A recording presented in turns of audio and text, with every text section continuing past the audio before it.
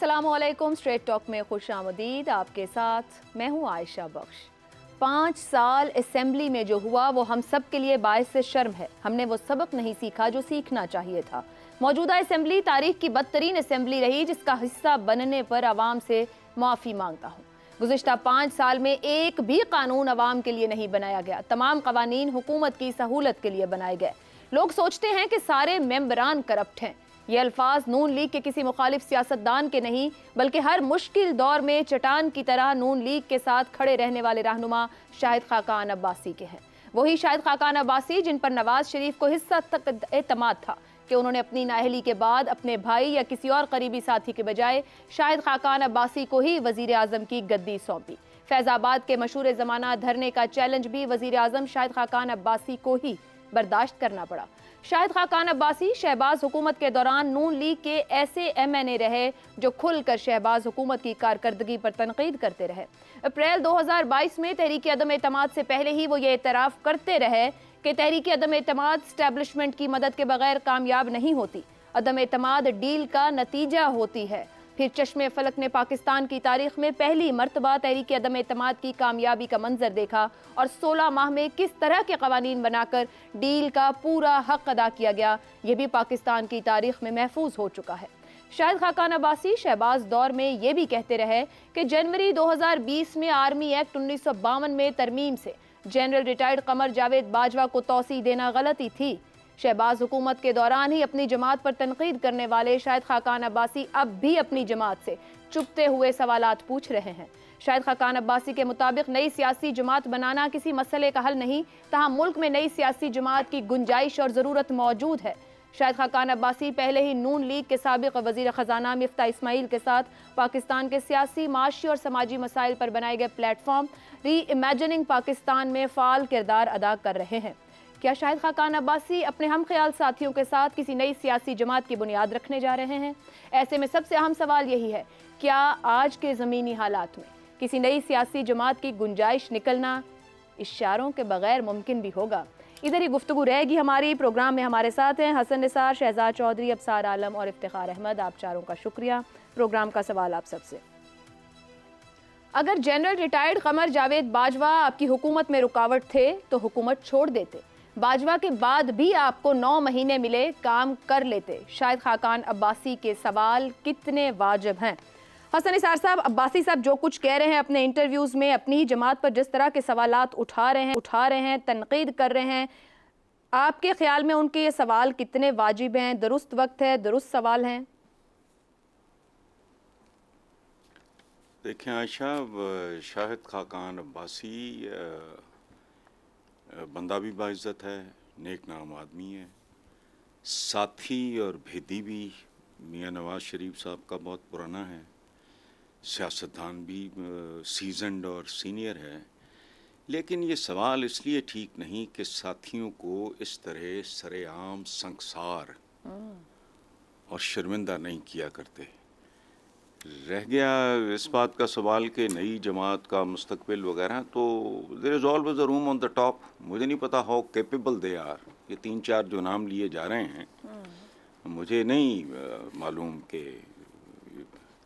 Routine की politics के अलावा इनके अंदर अगर कोई जौहर है तो I am sure they will be able to make it. क्योंकि कचरा है पाकिस्तान में सियासत के नाम पे, तो देयर इज़ अ पॉसिबिलिटी। आप रूल आउट नहीं कर सकते। ठीक है हसन साहब, खफगी आपने कहा ना वो क्यों कर रहे हैं या नहीं करना चाहिए, कोई खफगी है मुल्क की तर्ज सियासत से, अपनी जमात के तर्ज सियासत से, कोई ज़ाती मफाद आपको समझ में आता है? क्योंकि वो बार बार गुफ्तगू में कह रहे हैं कि मुस्तकबिल का तयन होना ज़रूरी है इंतखाबात से पहले। आपको क्या लगता है उनकी परेशानी कहाँ है, किस बात में है? नहीं, आप एक दुरुस्त बात कर रही हैं, आप एक लॉजिकल बात कर रही हैं, लेकिन वो अपनी अपनी तरबियत का होता है। मेरा पूरी ज़िंदगी ये रहा है, मेरा अगर किसी से ताल्लुक़ रहा और किसी वजह से, अव्वल तो ऐसा हुआ बहुत कम है, किसी वजह से बिगड़ गया, तो मैंने कभी उसको एम्बैरस करने की या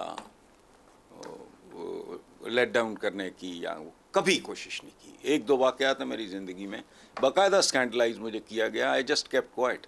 लोगों ने कहा भी कि तुम क्यों नहीं जवाब देते, मैंने कहा यार मुझे अच्छा नहीं लगता। तो वो अपनी अपनी तरबियत की बात है। तरबियत की कुछ बात भी है, हो। साथी और भेदी हैं तो ख्याल से गुफ्तगू करनी चाहिए। हसन निसार साहब का पॉइंट ऑफ व्यू है। शहजाद साहब, मैं आपकी तरफ आऊँ, क्यों एम्बेरस कर रहे हैं? क्या वाकई एम्बेरस करना है? वो खुद कह रहे हैं कि पार्टी में 2 बयानियों की गुंजाइश है, मुख्तलिफ बयानिए से इबहाम पैदा होता है। एक अभी नवाज शरीफ साहब जो बड़े भाई हैं वो इत्तेसाब की बात कर रहे हैं, छोटे भाई ने 16 माह हाइब्रिड निज़ाम चलाया है। क्या जमात के अंदर के तजाद को बेनकाब कर रहे हैं, अपनी जमात को एम्बेरस करने की कोशिश कर रहे हैं, या उनके सवाल वाजिब हैं जो वो कुछ कह रहे हैं या पूछ रहे हैं? अच्छा, एक तो हसन साहब ने जो बात कही है वो तो असूलन और इखलाकी बुनियादों पे बिल्कुल दुरुस्त है, उसमें तो कोई उससे इनकार किया नहीं जा सकता कि ऐसा काम इस तरीके से नहीं करना चाहिए जिस तरीके से ये फॉल आउट हुए हैं अपनी पार्टी के साथ या शहबाज शरीफ के साथ या बाकी लोगों के साथ, तो बड़ा वाज़ेह होकर सामने आ रहा है। उसकी वजूहात अंदर खाने क्या हैं, ये कुछ तो कयाफे लगाए जा रहे हैं, लेकिन बहरहाल जब तक किसी को हकीकी तौर पर पता न चले कुछ कह नहीं सकता। लेकिन साथ ही साथ मेरी एक और सोच भी है, और सोच ये है कि जिस किस्म के झमेलों में, जिस किस्म की नालायकियों, नाअहलियों और नाकामियों में हम गिर चुके हैं, वहां पर सियासतदानों को इसी तरह के सवाल ही पूछने चाहिए। यही पूछना चाहिए, अपने आप से भी पूछना चाहिए और अपने साथियों से भी पूछना चाहिए, अपनी पार्टी लीडरशिप से भी पूछना चाहिए और अपने पॉलिटिकल पार्टनर्स और पेयर्स से भी पूछना चाहिए। ये वो सवालात हैं जो हमारे यहाँ उठाए नहीं जाते। हम बड़ी आसानी के साथ जो ब्लेम होता है, जो जिम्मेदारी है, वो किसी और पे डाल देते हैं, और हमारी बदकिस्मती है कि इस किस्म के हमारे मैकेनिक्स हैं इक़्तिदार में आने में, ताकत हासिल करने में, कि वो कहीं ना कहीं पे जाके फिट बैठ जाती है बात कि वाकई शायद ऐसा ही हुआ होगा, और फिर कोई ना कोई किसी के नाम पे आ जाता है, कोई जर्नलों के नाम पे ले आता है, कोई जजों के नाम पे बात चल पड़ती है। लेकिन बार सूरत ये कमजोरी हमारे यहाँ एग्जिस्ट करती है। मेरी नज़र के अंदर सियासी मसाइल का हल सिर्फ एक है, और वो इलेक्शंस होते हैं। पता नहीं हमारे सियासतदान क्यों अर्ली इलेक्शन से डरते हैं।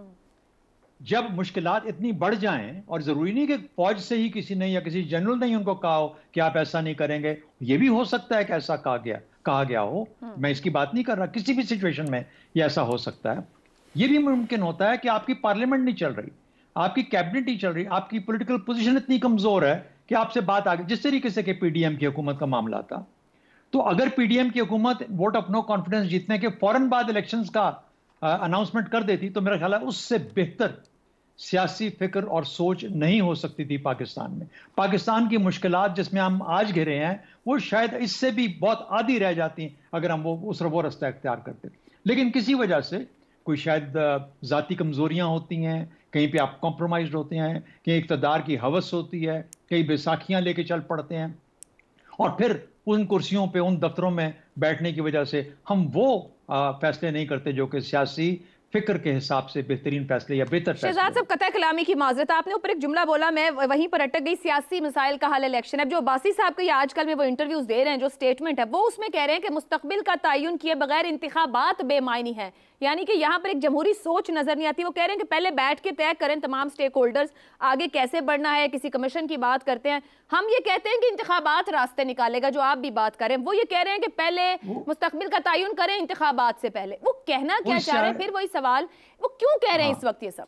वो इससे आगे एक और भी बात करते हैं, वो कहते हैं कि इंतखाबात ना कराना उससे भी बड़ी इंतशार का बायस बनेगा।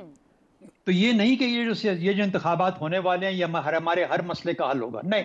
हमारे मसाइल इतने ज्यादा हो चुके हैं, लेकिन ये एक इंक्रीमेंटल आहिस्ता आहिस्ता करके उस हल की तरफ जाने की कोशिश है। लेकिन वो जो कह रहे हैं, वो कहते हैं कि अगर नहीं कराएंगे तो ये उससे बड़ा इंतशार होगा अगर हम इंतखाबात नहीं कराएंगे। लेकिन साथ बैठ के बात करना, जिससे भी मर्जी वो, उनके तो हाँ बड़ी लंबी उन्होंने वो बनाई हुई है टेबल के ऊपर जैसे इसको होना चाहिए, लेकिन सब भी बैठ जाएं, सारे पाकिस्तानी हैं, बैठ के बात करें और कहें कि क्या ये तरीका मुनासिब है। लेकिन एक चीज फाइनली कहूंगा कि जहां पर सियासी मुश्किल आए, मिसाल के तौर पे इमरान खान को पार्लियामेंट काम नहीं करने दे रही थी, इस तरीके की ऑपोजिशन थी, बहुत मजबूत ऑपोजिशन थी, वो नहीं चलने दे रही थी, अपनी गलतियां भी कर रहे थे उस वक्त, और फिर ये मुश्किलात भी आ रही थी कि अच्छा कोई पीछे से दरपर्दा पीछे को उनको कुछ कह रहा है, वो किसी की बात नहीं। सीधी सी बात है भाई, go back to the people.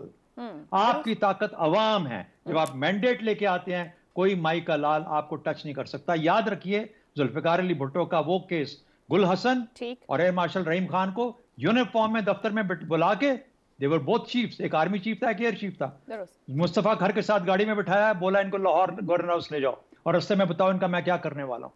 उसने रास्ते में बताया कि अब आप चीफ नहीं है, वो यूनिफॉर्म में थे, अब आप अपनी अपनी मर्जी की हमें सफारत बता दीजिए कहाँ जाना चाहते हैं, और वो हो गया। कोई रेवोल्यूशन नहीं आया, कोई कू नहीं हुआ, कोई कुछ नहीं हुआ।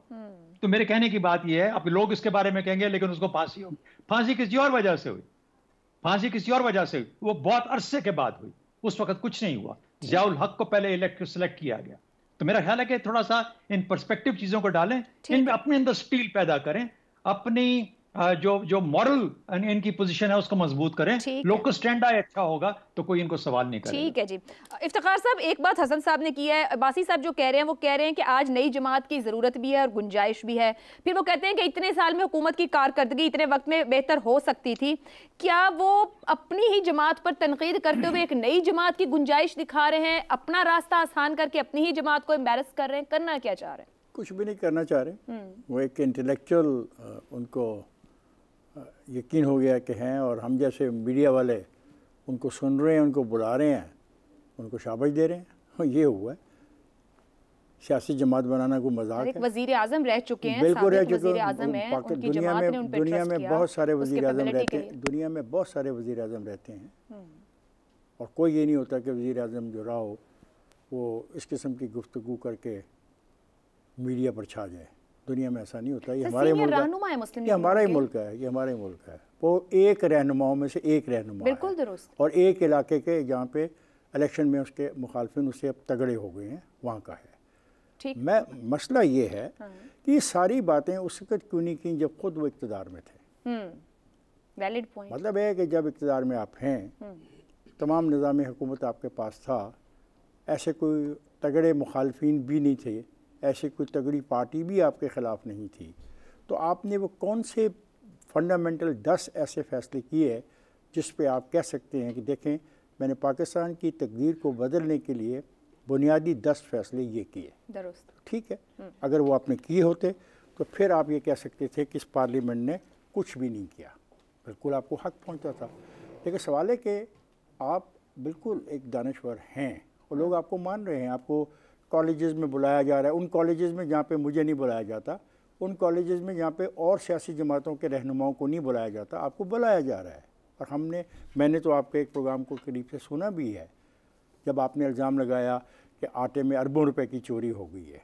बहुत आसान है इस मुल्क के अंदर अपनी खेल को करने का कि किसी पे आप इल्ज़ाम लगा दें और फिर उसको साबित ना कर सकें। सियासी जमात आप बना सकते हैं। यहाँ पे पाकिस्तान के जो इलेक्शन कमीशन ऑफ पाकिस्तान है, अगर उसके पास सियासी जमातों की लिस्ट देखें तो आदमी हैरान रह जाता है कि इतनी सियासी पार्टियाँ पाकिस्तान में हैं। आप भी एक सियासी पार्टी बना लें, आप मिफ्ता इस्माइल मिलकर पार्टी बना लें।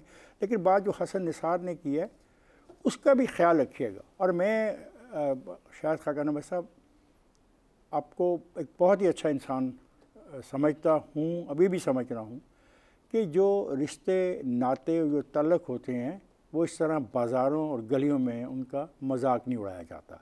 अगर वो सब ख़राब थे तो आप भी उस ख़राबी का अहम हिस्सा थे।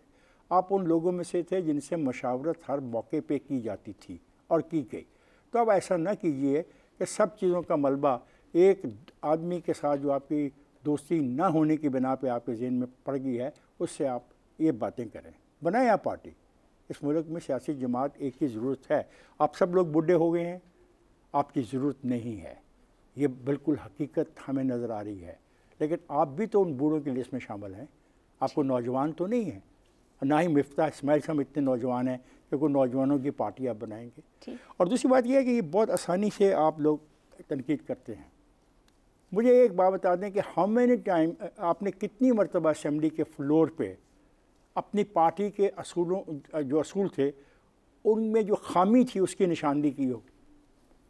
अब जब पार्टी इक़्तिदार में नहीं रही, पार्टी बाहर है और पार्टी नए इंतखाबात में जारी है, अगर आप उस पार्टी में नहीं रहना चाहते आप उस पार्टी को छोड़ दें और उसको छोड़ने के लिए आपको ऐलान करना चाहिए। मैंने आगाज़ किया था इनका असेंबली के अंदर आखिरी जो खिताब था उसके अंदर मतलब गलती तस्लीम कर रहे हैं कम से कम खड़े होकर, ये जानते हुए कि आज तुम ये जानते हुए कि मैं अब ख़त्म होने वाला मामला तो मैं सब कुछ कह दूँ। कहा जा सकता है कि वो मायूस हो गए शायद, जिन्होंने सियासी तौर पर वहाँ वक्त गुजारा वो उससे मायूस। देखो मेरी बात याद रखना, सियासत में मायूसी कुफर है। ठीक है, सियासत ही पाकिस्तान के मसाइल का हल निकालेगी। दुरुस्त है। पाकिस्तान के अंदर इंतखाबात ही पाकिस्तान के अवाम के मसाइल को हल करने के लिए कदम आगे बढ़ाएंगे। खुदा के लिए इसमें गंद मत हम डालें, और ये मत कहें जो आप कह रहे हैं कि इंतखाबात से पहले ही कोई ऐसा फलसफा ले आए, उस फलसफे पे पूरे मुल्क में डिबेट कराएं। ये मुमकिन अब नहीं रहा। चले, आपका पॉइंट आ गया। अफसार साहब, वो कहते हैं कि पार्टी में 2 बयानियों की गुंजाइश नहीं है, मुख्तलिफ बयानिए से इबहाम पैदा होता है, और फिर एक नई जमात की बात भी हो रही है। आपको क्या लगता है, जैसे अभी जो इफ्तिखार साहब ने भी गुफ्तगू की,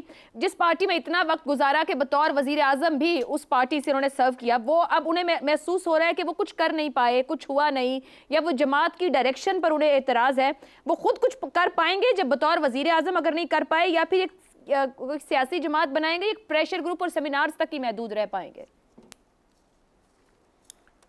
बड़ी मुश्किल में आपने मुझे डाल दिया है। एक तरफ आपने जनरल कमर बाजवा से अगर हुकूमत को वो तंग कर रहे थे तो हुकूमत छोड़ देते। अब जनरल कमर बाजवा के किरदार पे मैं बात करूंगा तो भी आप सेंसर कर देंगी। अब दूसरी तरफ शाहिद खान अब्बासी साहब मेरे बड़े अच्छे दोस्त हैं।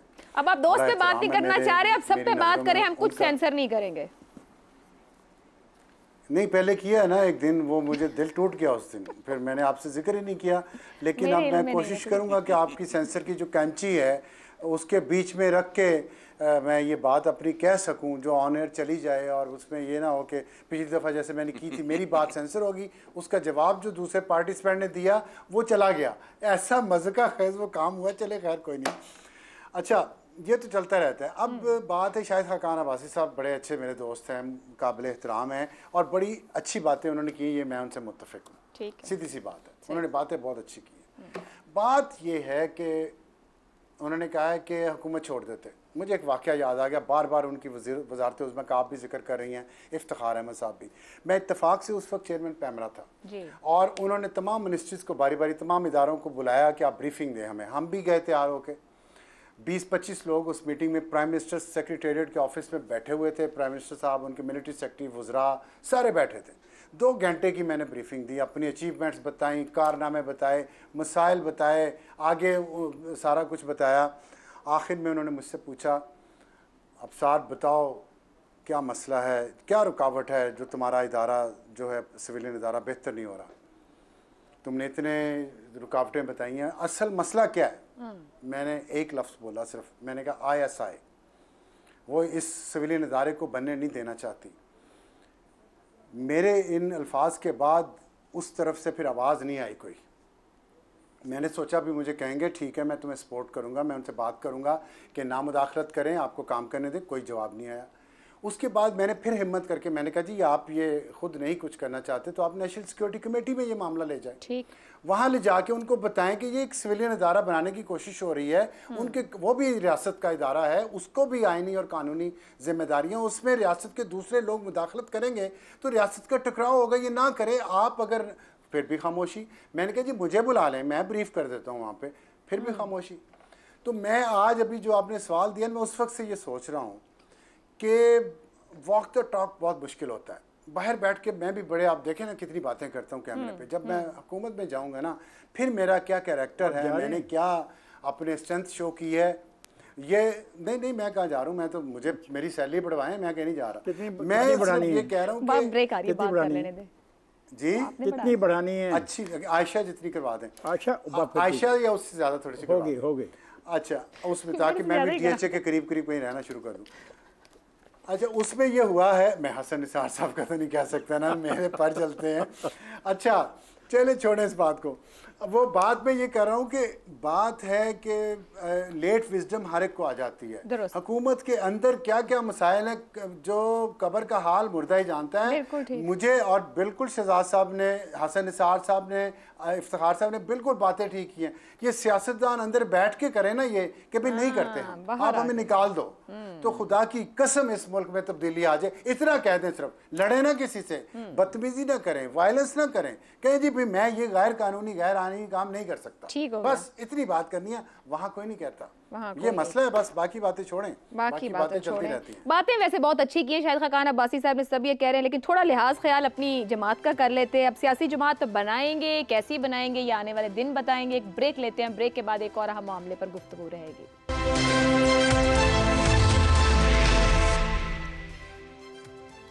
प्रोग्राम में एक बार फिर खुशामदीद। आला अदलिया के जजेस के खिलाफ मिसकंडक्ट की कार्रवाई करने वाले आला इख्तियाराती इदारे सुप्रीम जुडिशल काउंसिल के मेंबर और सीनियर जज जस्टिस सरदार तारिक मसूद ने सुप्रीम कोर्ट के जज जस्टिस मुज़ाहिर अली नकवी के खिलाफ दायर 10 रेफरेंसेस पर अपनी कानूनी राय दे दी है।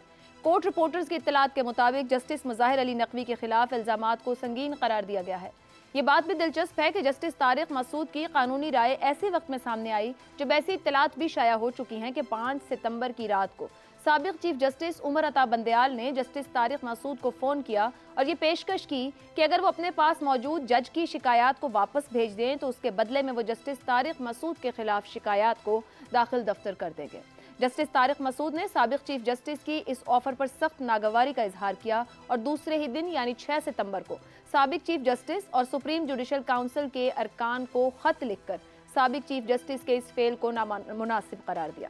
साबिक चीफ जस्टिस के इस मिसकंडक्ट के खिलाफ कोई कार्रवाई की जाएगी या नहीं, इस सवाल से बड़ा सवाल यह है कि क्या अब ऐसे जजेस के खिलाफ भी एहतसाब का आगाज किया जाएगा जिनके पास पौश इलाकों में कई कैनालों पर मुहित आलीशान घरों, बैरूनी ममालिक में महंगी तालीम हासिल कर रहे बच्चों, रातों रात लॉ की प्रैक्टिस से करोड़पति बन चुके बेटों, करोड़ों की मालियत के प्लाजों का क्या कोई हिसाब लिया जाएगा या नहीं? क्या 75 साल से सियासतदानों को एहतसाब के कटहरे में खड़ा देख रही इस कौम को जजेस का एहतसाब होता भी नजर आएगा? इसी पर गुफ्तगू रहेगी। पैनल के लिए सवाल, चीफ जस्टिस काजी फायज ईसा, आला अदलिया के जजेस का एहतसाब क्या चीफ जस्टिस के लिए सबसे बड़ा चैलेंज साबित होगा? अफसार साहब, एक तब्दीली हमें कहीं ना कहीं दिखाई दे रही है, चीज़ें आगे बढ़ती नज़र आ रही हैं, अदलिया के प्रोसेस को बड़ी करीब से इस वक्त लोग देख रहे हैं, जज किया जा रहा है, क्योंकि पिछले कुछ सालों पे तनकीद भी बहुत ज़्यादा होती रही। आपके ख्याल में सबसे बड़ा चैलेंज इस वक्त चीफ जस्टिस के लिए आला अदलिया के जजेस का एहतसाब होगा, कोई और मामला बहुत बड़ा रहेगा? नहीं, ये सबसे बड़ा चैलेंज नहीं है, ये बहुत छोटा चैलेंज है, बिल्कुल ही छोटा चैलेंज है अगर खलूस नीयत है तो। और जो सबसे बड़ा चैलेंज है ना, वो चीफ जस्टिस साहब के लिए अदलिया की साख बहाल करना है। उस साख बहाल करने में जी ये एक स्टेप हो सकता है, लेकिन ये अल्टीमेट डेस्टिनेशन नहीं है। अल्टीमेट डेस्टिनेशन है साख। अदलिया चलती अपनी साख पे है कि मैं चाहे मुजरिम हूँ, चाहे मैं विक्टिम हूँ, मुझे एतमाद हो कि इस अदलिया में से मुझे इंसाफ मिलेगा।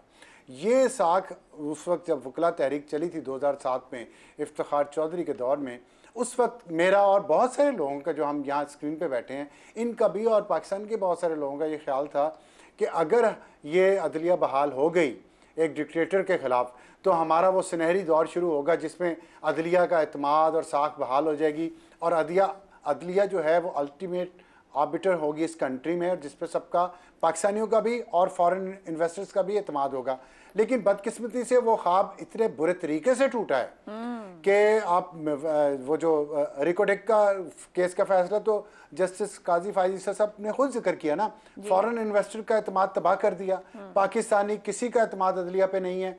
तो मैं ये समझता हूँ सबसे बड़ा चैलेंज ये है कि अदलिया की रिफॉर्म्स की जाए और इसकी साख बहाल की जाए, जिसमें सुप्रीम कोर्ट के तमाम जजेस से लेके तमाम हाई कोर्ट्स के जजेस और फिर जो मातहत अदलिया है। असल प्रॉब्लम तो वहाँ पे है, वहाँ पे आप जाके हालात देखें, लोग सालों साल नस्लों दर नस्ल केसेस चलते हैं और फिर जिस तरह के फैसले आते हैं, जिस तरह जजेस के अंदर करप्शन वहाँ पे इतनी ज़्यादा है, जब तक आप अदलिया की सफाई नहीं करेंगे, एक अगर हम फैसला कर लेना, सियासतदान छोड़ दें, जर्नल छोड़ दें, मीडिया छोड़ दें, अगर अदलिया में करप्शन खत्म हो जाए और अदलिया अपना सही काम करे, ये मुल्क बिल्कुल दुरुस्त समत में जा सकता है। तो ये देखना है कि 1 साल है, 13 महीने हैं फायज ईसा साहब के पास, वो इसमें क्या उस रास्ते पे चलाना शुरू करते हैं जिससे अदलिया की साख बहाल हो और वो रिफॉर्म्स के थ्रू होगा। ये जजेस को, करप्ट जजेस को निकालना तो मेरा ख्याल है ये 2 हफ्ते का काम है, इतना बड़ा लंबा काम नहीं है ये। अच्छा, ठीक हो गया।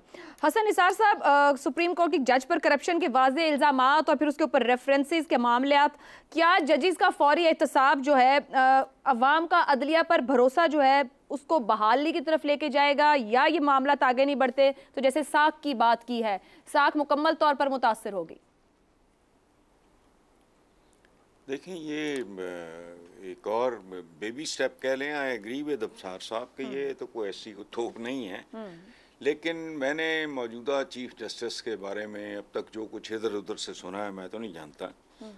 अगर वो सच है तो ऐसे लोगों के लिए कोई चैलेंज, ये चैलेंज नहीं है, मैं अगेन अफसार साहब से एग्री कर रहा हूँ, तो ऐसे लोगों के लिए कोई चैलेंज नहीं होता, वो जिसे दुरुस्त समझते हैं कर गुजरते हैं।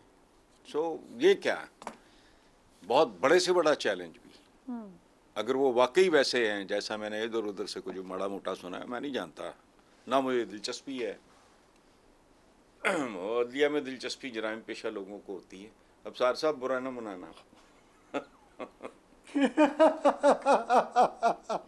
Thank you for the compliment, मैं तो हूँ पक्का जराइम पेशा। बहुत शुक्रिया, बहुत शुक्रिया, बढ़िया आपने फैसलाबादी जुगत मारी है। अब इसी वक्त इसको आपको मैं जुगत का जवाब दूंगा जुगत से, और रीगल चौक वाली जुगत होगी। बिस्मिल्लाह बिस्मिल्लाह।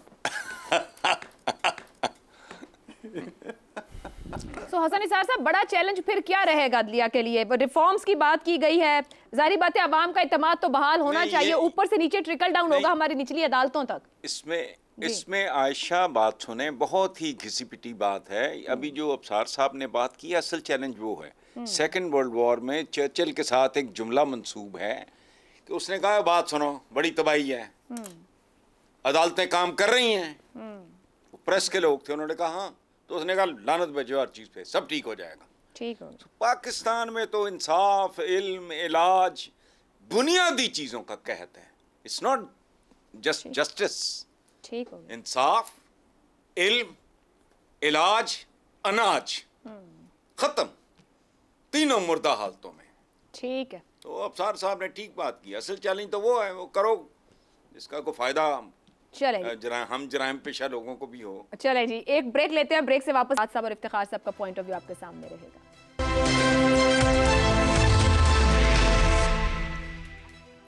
प्रोग्राम के आखिरी हिस्से में खुशामदीद गुफ्तगू हम कर रहे थे, अदलिया की साख की बात हुई, माजी में कौम का इत्मीनान भी टूटा। शहजाद साहब, ये नज़ीरें भी रही कि सुप्रीम जुडिशल काउंसिल में रेफरेंसेस भी गए जजेस के खिलाफ, मगर एहतसाब जजेस खुद अपने जज ब्रदर्स का ना कर सके।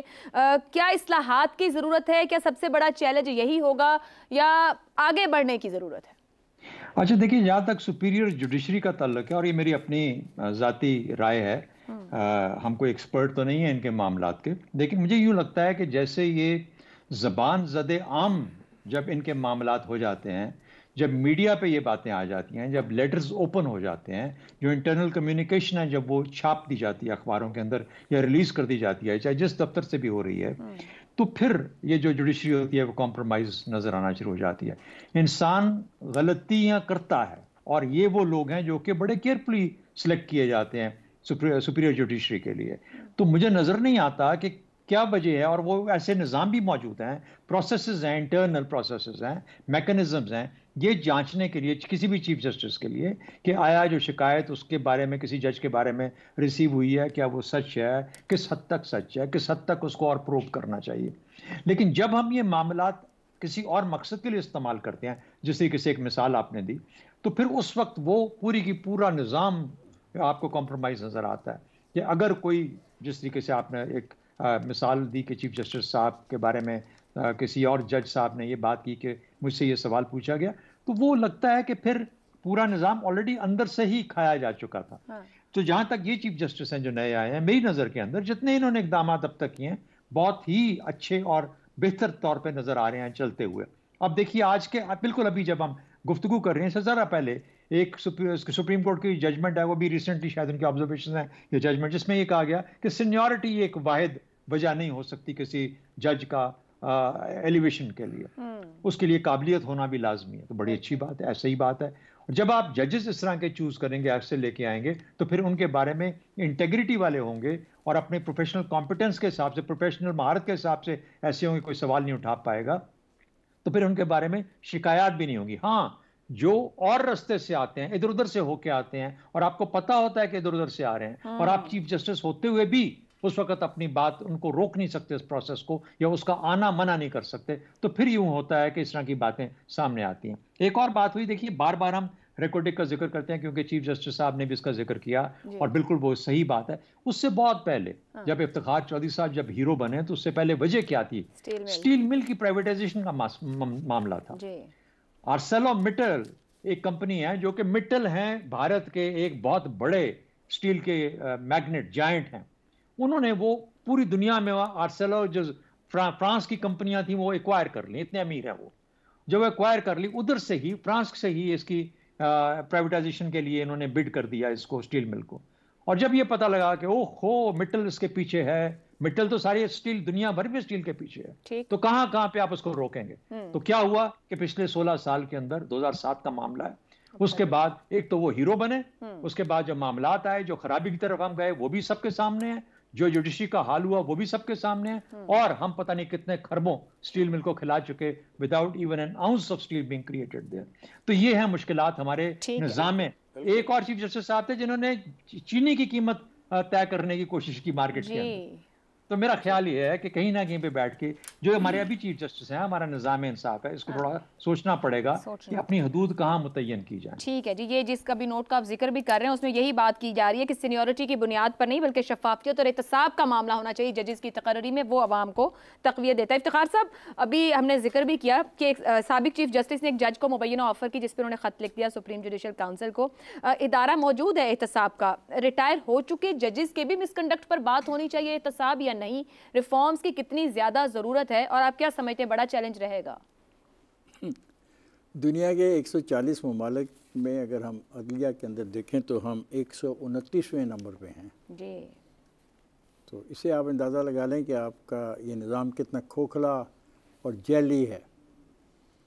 ये निज़ाम मजिस्ट्रेट की अदालत से दुरुस्त करने की ज़रूरत है। ऊपर ये जो लोग आए हैं ना 15-16 जिनके हम नाम लेते रहते हैं, सारा दिन इनका तस्करा टीवी पे स्क्रीनों पे करते रहते हैं, इनमें तो क्या करेंगे ज़्यादा से ज़्यादा। ये जो 2007 में खरबों रुपए का नुकसान जो आदमी पहुंचा गया, क्या इस सुप्रीम कोर्ट में इतनी ज़रूरत है कि उसको मुकदमा चलाए उस पर? क्या इस सुप्रीम कोर्ट में इतनी ज़रूरत है कि रिकॉर्ड के अंदर जो हमें नुकसान हुआ है उनसे रिकवरी करवाए उस जज साहब के गलत फैसलों की? देखें, आपको सज़ा भी तो किसी को देनी है ना, सिर्फ यहाँ पे तकरीरें तो नहीं करनी टीवी पे बैठ के और अपने दानश्वर होने के ख्यालात का इजहार तो नहीं करना। मैं तो अमली तौर पे देखना चाहता हूँ कि हम क्या कर सकते हैं। मेरा नहीं ख्याल कुछ भी होने वाला है, कुछ भी नहीं देखिए बात है करप्शन और नेपोटिज्म को जब तक इस दो लफ्ज़ों को सही मायनों में जो इसके मीनिंग्स हैं नहीं ख़त्म आप करते। कायद-ए-आज़म मोहम्मद अली जिन्ना ने 11 सितंबर 1947 में यही कहा था, उन्होंने लफ्ज़ नेपोटिज्म इस्तेमाल किया था, और आज हम 2023 में भी वही जंग लड़ रहे हैं। जब तक जुडिशरी से आप इसको ख़त्म नहीं, जुडिशरी तो अभी तो पिछले दिनों एक वाक़या ऐसा हमारे सामने आया है एक जज के हवाले से, मैं तो हैरान और परेशान हो गया हूँ कि अगर ऐसी बुनियादों पर लोग जज बन सकते हैं तो फिर किस पे मतलब हम किस वो सीनियरिटी और वो जो आप शफाफियत की बात कर रहे हैं। सर ये भी सुप्रीम कोर्ट का ने आला अदलिया की तकर्री उसके अंदर तो मैं कह रहा हूँ ना कि जो हमने, मैं नाम नहीं लेना चाहता, मैं उस बहस में। लेकिन मैं आपसे एक सवाल करना चाहूंगी, आपने कहा कि मजिस्ट्रेट की अदालत से आगाज की जरूरत है, तो ये कैसे रिफॉर्म्स किधर से कौन करेगा? अभी पार्लियामेंट ने कानून बनाया, सुप्रीम कोर्ट ने उसको रोक के रख लिया, जिस पर फैसला नहीं हो सका। पार्लियामेंट ने कानून बनाया वो सुप्रीम कोर्ट स्पेसिफिक कानून है, वो पार्लियामेंट जो कानून बनाया काश उसमें पूरे के पूरे इस निज़ाम के बारे में डिटेल डिस्कशन की होती। और ये करनी पड़ेगी, एक रोज करनी पड़ेगी, मैं आपको साफ बता दूं। नहीं, क्या अदलिया खुद कर सकती रिफॉर्म्स अपने अंदर में? सुप्रीम कोर्ट कानून नहीं कर सकती, अदलिया नहीं कर सकती। अदलिया तो प्रपोज कर सकती है, अदलिया हाँ अदलिया सपोर्ट कर सकती है सर, अदलिया एक्सपोज भी कर सकती है, इस इन कोताहियों और खामियों की निशानदेही कर सकती है, बिल्कुल कर सकती है। लेकिन पार्लियामेंट को सोचना चाहिए ना, क्या पार्लियामेंट इसीलिए रह गई है कि 2 जज कभी दे दो और 2 जज कभी निकाल लो? जब ऐसे जज दो कि सारा काम भटा, अब 2 जजों ने आना ना, तो मैं किसी की काबिलियत को नहीं चैलेंज करता, 2 जजों ने आना। जो पिछले आए वो अभी तक तनाज़ा चल रहा है, उसके वो तो आए ना तनाज़ा चल रहा है, मैं कह रहा हूँ अभी मोहतरमा 2 ने आना है बस इसी आजकल में। अब बात है जब तक क्रिमिनल सिस्टम आप दुरुस्त नहीं करते तो और इंसाफ नहीं जल्द मिल सकता। पेंडेंसी देखें, खुदा का वास्ता है पेंडेंसी देखें लोग। अब मैं कल एक मुकदमे में खुद एक जो आदमी था क्लाइंट, उसने कहा कि मैं मुकदमा नहीं लड़ता, मेरे पास पैसे नहीं है। बात ये कि क्या है, मतलब किस किस्म की मिसालें आप चाहते हैं, मुझे नहीं समझ आती। तो हमें इन चीज़ों पर देखना चाहिए। रिफॉर्म्स शुरू होंगे मजिस्ट्रेट से, तमाम जितनी बार रूम्स हैं उनको तजावीज़ देनी चाहिए, सुप्रीम कोर्ट बार रूम को देनी चाहिए। दानश्वर जो हम इतनी तकरीरें करते हैं यहाँ पे टीवी पे बैठ के, हमें स्पेसिफिक बात करनी चाहिए। हम किस किस्म के मजिस्ट्रेट चाहते हैं, हम उनके दफातर कैसे चाहते हैं, हम उनके लिए स्टाफ कैसा चाहते हैं, हम उनके लिए ट्रेनिंग कैसे चाहते हैं, ये सब चीज़ें तय करनी होंगी। अगर नहीं करेंगे तो ये हम 140 से 129 पे खड़े रहेंगे। हाँ, काजी फायद साहब जैसे कोई लोग आए, कितने दिन के लिए आए हैं? 18 महीने, 13 महीने। 13 महीने में क्या कर लेंगे? अगर 13 महीने काफ़ी नहीं है कोई डायरेक्शन स्टार्ट हो सकता है। मैं आपको बता दूं, मैं आपको कह रहा हूँ मोहतरमा, 13 महीने में मसला हल नहीं हो सकता, लेकिन आगाज़ हो सकता है। आगाज़ हो सकता है, डायरेक्शन मिल सकती है कि अदलिया की साख भी बहाल हो और बेहतर निज़ाम लाया जा सके, जिसका आगाज़ नीचे से और फिर ऊपर तक हमें करता नजर आए। आज के प्रोग्राम से इतना ही, मुझे इजाज़त दीजिए। अल्लाह हाफ़िज़।